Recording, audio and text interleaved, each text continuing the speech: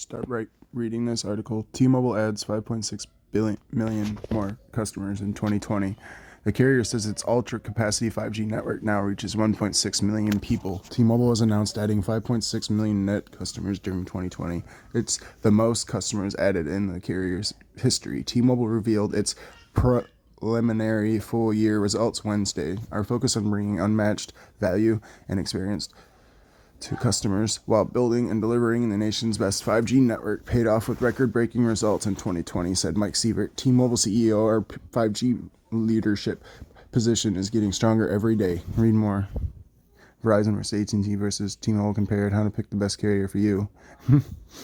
T-Mobile said its ultra-capacity 5G network now reaches 1.6 million people. According to T-Mobile, this is 50 times more than Verizon's 5G coverage, although the carriers use different radio waves for their 5G networks. Verizon uses high-band millimeter wave 5G spectrum, which is super high speed but limited to traveling sports distances and being blocked by solid obstacles like buildings and trees. AT&T uses 850 megahertz spectrum for its low-band 5G network, which has better range but slower speeds.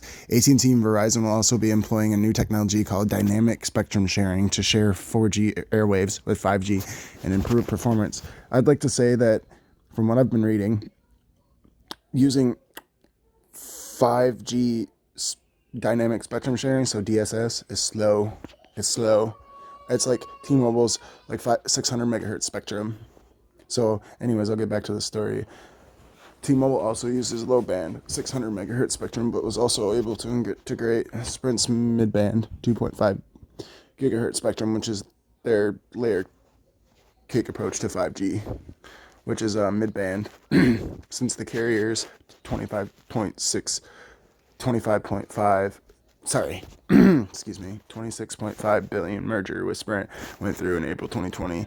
Mid-band spectrum is faster than low-band and travels further than high-band. You can check out T-Mobile's 5G coverage map here and here. And that's the end of that article. But all I can say about this is that T-Mobile's mid-band spectrum will get you between like 300 and 600 megahertz of spectrum. 300